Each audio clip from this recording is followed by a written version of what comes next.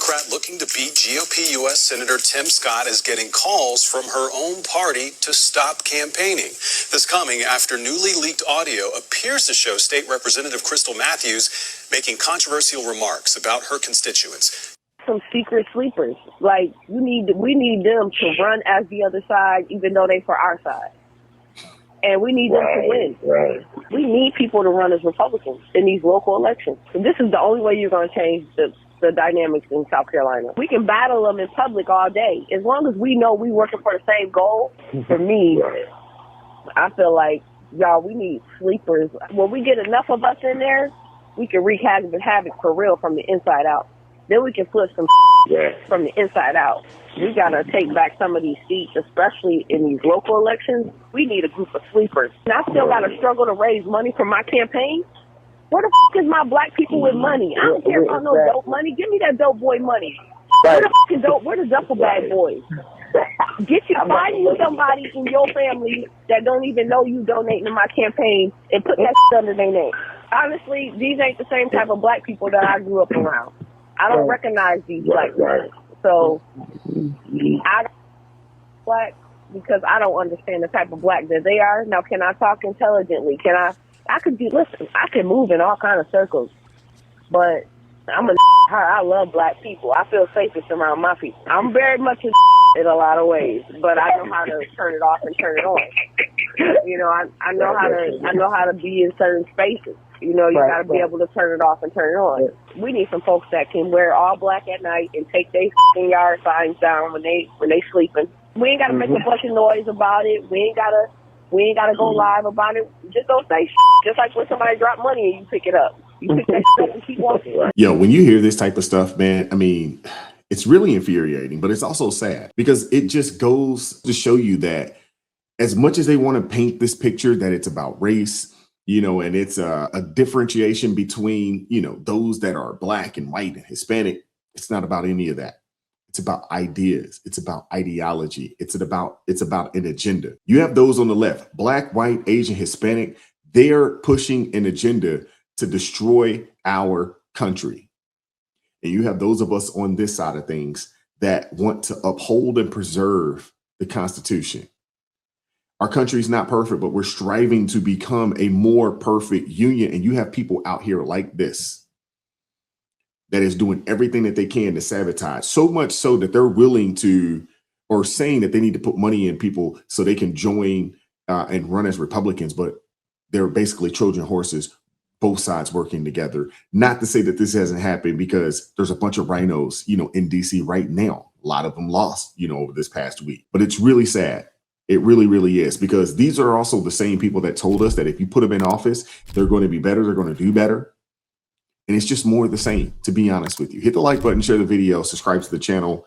Check out my sister, April Chapman. I'm sorry, but what Crystal Matthews revealed, this woman revealed that some of these folks are not just trying to win elections. They're trying to infiltrate systems and deceive the voters. And they are trying to use street money to manipulate local elections, because the local power grab matters. It's the city council. It's the county commission. It's the school board. Who's the sheriff? Who's the judge? Who's the DA? Who's in the state house? These are the races that matter. This is where the machinery of everyday life is built. And so if corrupt people control those seats, who do you think is going to pay the price? Not in theory, but in real life. I will tell you, the children are going to pay the price. The schools pay the price. The neighborhoods, the small businesses, the churches pay the price. Our property values, the safety and the lack of law and order. At the end of the day, our future progeny pays the price, and we've been paying the price, and we are tired of paying. So my argument is simple. We are under judgment for some of the leaders that we keep electing. And I don't say this lightly. Do not be deceived. God is not mocked. For whatever you sow, that you will also reap. You cannot sow corruption and reap justice. It just doesn't work that way. So if we've been sowing lawlessness, are we shocked that we don't have peace? All of the fatherlessness that we see, These are seeds that we have sown. So are we shocked that we can't reap stability? The millions of babies that we have, is it no wonder we cannot reap growth and productivity, but all we get is stagnation and demise? All of the sexual confusion. But this is why we don't have any moral clarity. The dependency over and over again, year in and year out.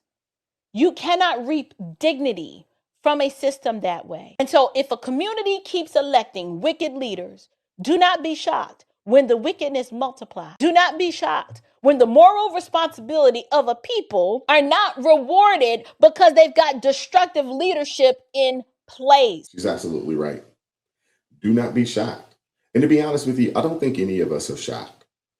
We've had a chance, not only, on the local level, but also on the federal level. We got a chance to see what America would look like ran by Democrats. Joe Biden, Kamala Harris, the previous 4 years, you can compare and contrast to the 4 years before that, which was the Trump era. Prior to the shutdown, we were booming and the country was headed in the right direction. We're not 100% booming like we were right now, but we are doing very well. And we're going in the right direction. And yet you have these people out here that have sold us out. Black, white, Asian, Hispanic, doesn't matter. If they are pro-socialism, communism, they're part of the Democrat Party in whatever way, they are the party that wants to destroy the country. And they are the party that they've already sold out the nation to the highest bidder, highest bidding billionaire, in the world, Soros and the likes. They've already done it. And I'm a firm believer that, you judge the tree by the fruit. And when you look at the Democrat Party and you look at, where they're in charge of things, it's nothing but death and destruction, poverty, and a lack of education. Because the Democrat Party, they do not want people to be educated. They don't want you to have money. Because when you have those things, that means that you're free. As long as they can keep you in poverty, they can keep you, in these destructive districts and things of that nature, they can control you. And then they'll be the ones to say, hey, I know things are messed up. We're going to improve it. But they don't have any interest in improving it. Matter of fact, it's not good business to improve. And I want to start also by saying that just yesterday, I received a letter from the Speaker of the House of Tennessee removing me from every committee that I serve on as a member. And not just me, but every black elected official in Tennessee has now been removed from their committees. This is what we mean when we're facing a new system of Jim Crow inequality. The issue is that you guys don't know how to act. Y'all have no coup. You're not operating, in proper decorum. And that's why you guys have been removed. And to be honest with you, y'all need to be removed because y'all are agents of chaos. You're not agents to move the state of Tennessee in the right direction. You're just agents of chaos. Y'all are Marxists, Saul Alinsky following, agents of chaos. Simple as that. Even this dude, what has he done for his district? You look at Justin Pearson. What has he done? Absolutely nothing. You look at Steve Cohen, who's been in that district and in that seat for 19 years. It was poor then. It's worse now. What have they done? And they get up here, with a fake MLK and a fake, Malcolm X, speech pattern and think that that's going to get it done. No. Y'all have been in these seats for a long enough time to actually bring some tangibles back to the districts that you represent. And they've done nothing. Absolutely nothing. And they're upset that they're being called out behind it. Shout out to Gene Robinson. This video right here, fire. If there was ever a video that I did that drives home my point so powerfully, it would be this one. Now just watch. Hey, yo. Oh, buddy, leaving food out. Really? That chef guy? Mm-hmm.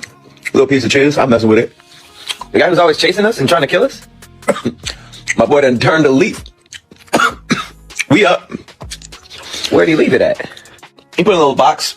There's a little box in the corner. It's like a little dimly lit restaurant. Pretty good touches. This is spicy cheese. This must be Chipotle. A dark box restaurant. Yeah, order up. Y'all miss out. Nah, we good. Good. What the? Dang. Oh, not good. Oh, it's looking grim. Oh, it's grim. Oh, it's looking grim. Oh, it's grim. Got him. This is how the Democrats work. They entice you with free stuff. They pull you in when you have no idea that this is for your life and your legacy and your progeny. It looks like it's a good idea, but just like in the story by Harriet Beecher Stowe, Uncle Tom's Cabin, you don't find out who they are until it's too late. Until the Sambo and Quimbo beat down the very man that tried to save their lives. Beat him and killed him. But this is exactly how insidious Democrats are. And I hope you learned a lesson just by watching this cartoon. Shout out to Brio Animations, too. Yo, phenomenal. It reminded me of the book, Who Moved My Cheese. If you guys hadn't read it, check it out. A little short book, but powerful, powerful. Shout out to Gene A. Robinson Israel. Follow that brother on X as well. He's doing great work over there. But it is. That's who the Democrats are, man. They give you the poison pill. You know, they give you just enough to survive, never enough to thrive, because they need you dependent upon them. They want you dependent upon them. And that's how they maintain control and power.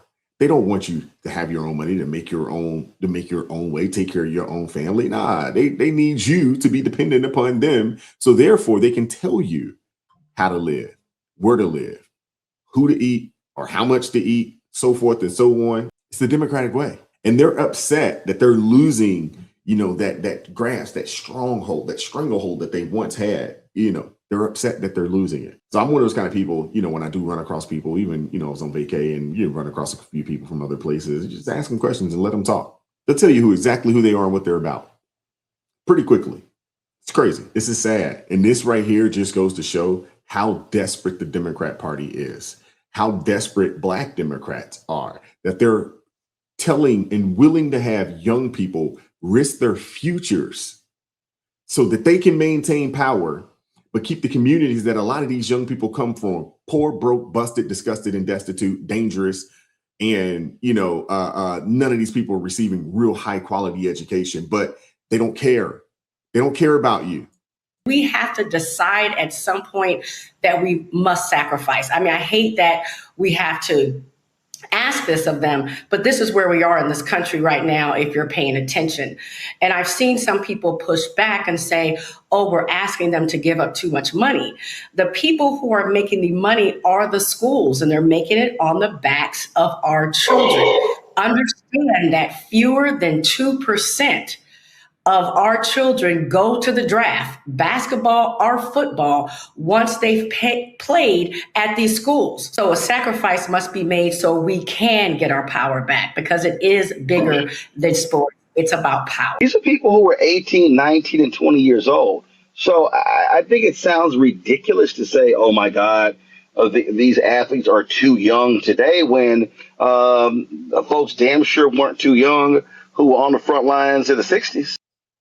It's not even about being too young. It's about the fact that people like this guy and whoever that lady was, that y'all are terrible, feckless leaders. That's what it's about. It's about the fact that you want these people to put their livelihoods on the line so y'all can have power, but not actually do anything for the communities. For Democrats to have power in perpetuity, but never actually help to really pull these people up out of poverty. That's what it's about. So you're saying, hey, young brother, young, highly melanated American, don't take that NIL deal from Ole Miss. I know it's $400,000 or $500,000, and you come from one of these districts, you know, that have just been gerrymandered, and they're going now. I know, and I know we've just had, you know, we had Steve Cohen running your district for 20 years. And I know it was poor. And I know your schools suck. And I know your mama didn't have any money. You know, and I know, you know, hey, your brothers and sisters, they've been terminated in the womb. I know all of these things. But don't go and play for that $400,000 or $500,000 or $1 million, you know, at an SEC school at Ole Miss, to make sure that we can keep you living the exact same way that you grew up. That's what they're saying. These people are ridiculous, man. They have no shame, none. And anybody that falls for this, any parent that allows their kid to fall for this, You are hustling backwards, and you should be ashamed of yourself. If I run across anybody that tells me, hey, my son got an offer and I'm thinking about going to an HBCU, which is also funded by the federal government, I might add, I would tell you that you're hustling backwards. Don't do that, and don't be following people like roly-poly over here. Y'all trying to change something that has to do with voting, and y'all targeting the people that vote the least. Not only is the age group 18 to 22, but it's also college football players. If you take a poll on how many college football players, not saying this is a good thing, but if you take a poll on how many college football players vote locally, I promise you that's going to be very, very, very low number, like single-digit % that vote in local elections. Nah, he's absolutely right. It might be low. It might be lower than the single digit. Most of these youngins, man, they don't care. They don't care what's going on because it ain't really affecting their day-to-day life yet. You don't really start focusing on what's happening, in elections until you get a little older, start paying taxes and bills. Now, granted fact, these youngins, they're making some paper, so they are paying some taxes, but they still not concerned with it like that. But the thing is that it's not even really the low voter turnout of young people from 18 to 22. It's really about these people. They have an opportunity to gain a high quality degree, potentially. Y'all know how I feel about college, but also the NIL money from playing, at these schools, because they're some of the wealthier schools in the nation, and the opportunity to make it to the league.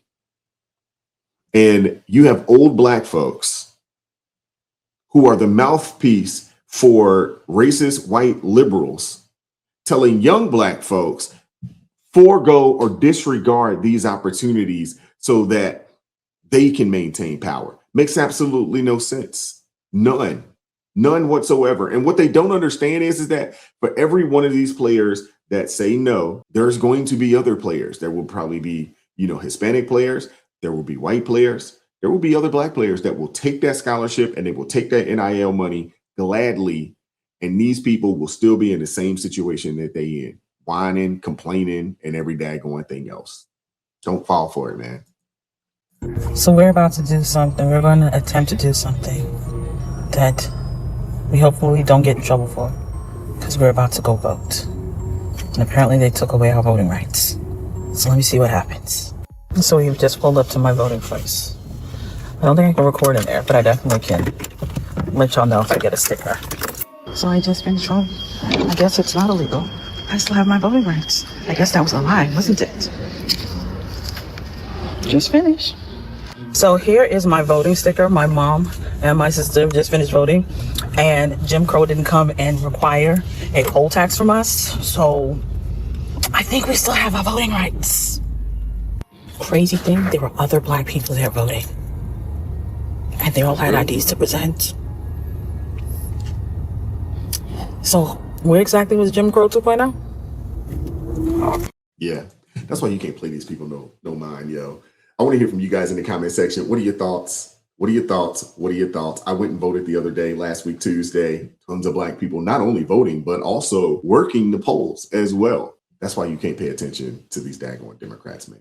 You can't pay attention to them anymore, man. But I want to hear from you guys. What are your thoughts? Hit the like button, share the video, subscribe to the channel, turn the notifications on to all so you never miss an upload. Consider joining the ARP family or buy your brother a coffee. Link in the description box below. I appreciate the love, appreciate the support. As always, keep God first, stay prayed up. We'll catch up with you guys next time.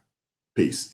It is God who arms me with strength. Yeah, I'm battle ready. He trains my hands for battle. My heart stays steady. But thanks be to God, He gives us the victory. Through my Lord Jesus Christ, it can't live in me. I was down to the dirt, red clay on my shoes, old pain in my shirt, oh so bruised. In the Lord hit my chest, kicked air from my breath, put power in my step.